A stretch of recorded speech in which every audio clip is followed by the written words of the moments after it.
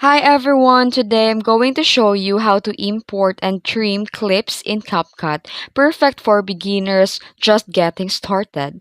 Let's get started. First, open the CapCut app and tap the plus new project. Then here select the video clips you want to use from the gallery and then tap add at the bottom right. Once your clips are on the timeline, you'll see a white bar around each video. That's your trim tool. Then to trim a clip, tap the video, then drag the left or right edges to cut the beginning or end.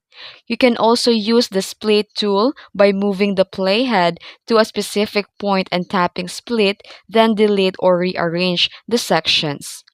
And that's it. You've just imported and trimmed your clips in CapCut. If this video helped you, make sure to like and subscribe and hit the bell icon for more quick CapCut tutorials. Thanks for watching.